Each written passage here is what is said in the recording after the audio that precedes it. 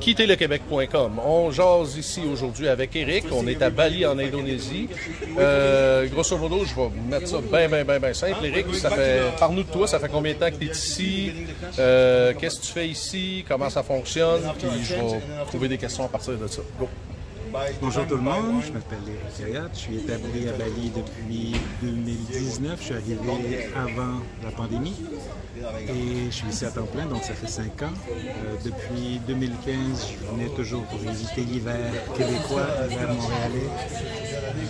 Je venais 2-3 mois et finalement j'ai décidé de m'établir ici à temps plein. Il fait bon vivre ici, c'est toujours chaud.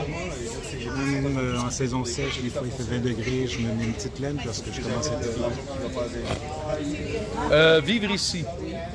Je vais diviser ça en vivre ici et s'établir ici. Côté immigration, côté visa, côté tout focoyage administratif, qu'est-ce que ça prend? Qu'est-ce que ça requiert?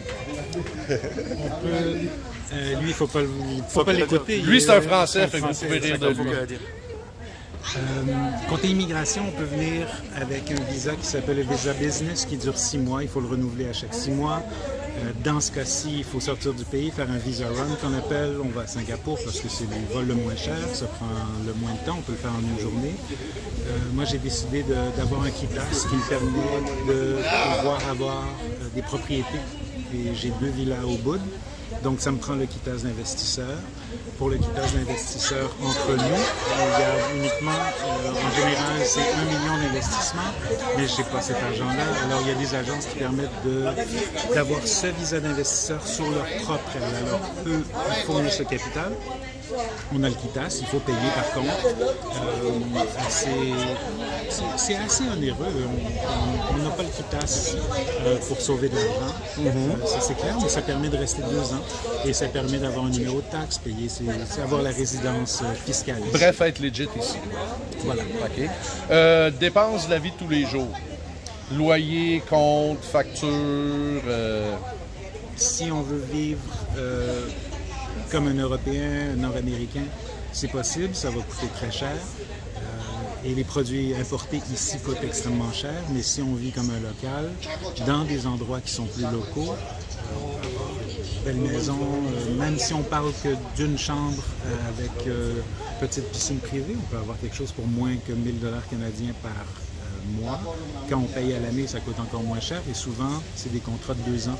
Alors, on peut négocier et ça nous revient peut-être à 600, 700 $ par mois maximum. Dans mon cas, moi, j'ai une belle maison dans un coin qui est plus local.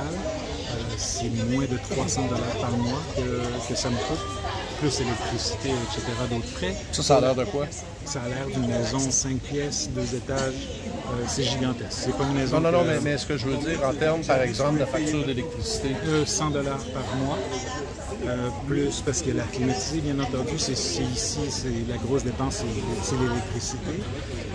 En termes de nourriture, quand on mange nord-américain, les produits coûtent plus cher, donc c'est peut-être 15-20 $ par repas. Dans mon cas, je mange local, j'adore la bouffe indonésienne, ça peut me coûter 1,50 $ par repas. Donc en moyenne, par jour, peut-être 10 $. Dans mon cas. L'alcool, pardon, ça c'est important. Même si on est à Bali, on est dans un pays qui est musulman, donc l'alcool coûte extrêmement cher ici. Donc pour boire une bouteille de vin qui, chez nous, coûterait peut-être 10 $, 12 $, malgré que je ne sais pas si à la SAQ, c'est encore ses prix, peut-être 15 $. Ils sont inspirés d'ici, probablement. Ici, c'est 25, 30. Pour boire des vins italiens que j'adorais, que je buvais souvent à Montréal, c'est 50 $ minimum. Donc, il y a toujours moyen de boire des vins australiens parce que c'est ici. Ils ont un programme d'échange avec l'Australie. Oui, mais là, tu vas avoir des Québécois qui vont se dire « 50 $ pour une bouteille de vin! » Mais en tout cas. Mais la bière coûte 2 $. Voilà. Donc, si vous aimez la bière, c'est parfait. Voilà. Intégration avec les gens locaux. Est-ce qu'ils te regardent comme un étranger? Est-ce que tu viens qu'à faire partie des leurs? Est-ce qu'il va toujours avoir un fossé culturel? Ça, c'est sûr et certain. Mais, règle générale, ça a l'air de quoi? Je vais répondre en 2 points à cette question. On peut venir s'établir ici et vivre dans un ghetto d'étrangers. C'est pas mon cas. Moi, j'ai voulu voir cette population, être avec les locaux. Je parle la langue. Les Balinais sont très ouverts. C'est la seule province qui est hindoue en Indonésie, ce qui fait que l'hindouisme est très ouvert, très tolérant. Ils nous accueillent, ils sont très heureux. Si on parle indonésien, ils vont être encore plus heureux, ils vont prendre des selfies avec nous.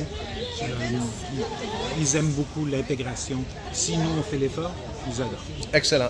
J'ai d'autres questions, mais on a quelque chose de pressant à faire, fait qu'on continue l'entrevue après la pause. Après la pause. Soyez-y, mesdames, messieurs. A few moments later. Quelques heures plus tard, on continue l'entrevue. On a parlé des coûts de la vie, tout ce genre de choses-là.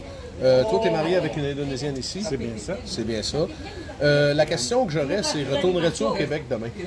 Non. OK. Pourquoi? Il n'y a pas de vol pour demain. Chercher un truc bien terre à terre. Mais non, à part ça, je veux dire, qu'est-ce La qualité de la vie ici, avec l'absence de neige, avec ce que je fais, en termes de revenus, je serais pauvre au Québec. Si je modestement. Le froid, c'est un facteur. Comme je disais un peu plus tôt tout à l'heure, quand j'étais encore habillé en cravate, quand il fait 20 degrés, je mets une petite laine parce que je commence à être frileux, alors je ne me vois pas du tout aller à retourner au Québec. OK. Indonésienne versus québécoise qui gagne? J'ai besoin d'un avocat. Prochaine question. OK. Ça me répond à tout. Je pense que ça résume pas mal tout. Je vais prendre les 2 vidéos, je vais les mettre ensemble. Tu disais que tu avais une infinité de questions. Ouais, mais gars, là, après 3 verres de vin et une bière... comme invité, c'est ça? Non, t'es juste laid, mais c'est pas de ta faute. On se ressent. Fait que c'était live from Bali en 2 sections. Une qui a été retardée vu l'autre, vu le dîner, vu la boisson. Mais pour les Québécois qui veulent venir ici, qui veulent s'expatrier ici, ça serait quoi la recommandation principale ou si tu avais à leur donner un conseil avant de venir? You know you're in a country that has too many zeros. Si vous voulez vous établir ici, when the lady come with the machine. Faites vos calculs. C'est possible de vivre à très bas coût. Once I went to Zambia. Il faut être bien préparé pour ne pas avoir de surprise parce que mon expérience personnelle, j'arrive ici, je me disais parfait, le temps de là-bas, comme je te disais, je me mangeais avec il y a le coût du quittage. Le coût du quittage, c'est presque 3 500 $ canadiens par année. Ça rajoute tout d'un coup, ça devient presque 300 $ par mois. Ouais, c'est ça. Quand tu étales ça sur une couple de mois, c'est pas si près. C'est pas mal, mais si on considère que, disons, moi j'ai 500 $ de budget pour ma nourriture, mon logement, il faut penser au quittas. Parce que tout d'un coup, c'est un 300 $ de plus. Ça se fait vraiment bien, mais il y a beaucoup de coûts camouflés qui sont en Indonésie. Et c'est juste de ça qu'il faut être conscient. Bon, alors, pour les gens qui considèrent déménager en Indonésie, Éric ici est votre référence. Je vais mettre ça sur YouTube, je vais t'envoyer ça. Et merci encore de nous avoir vus. Ciao!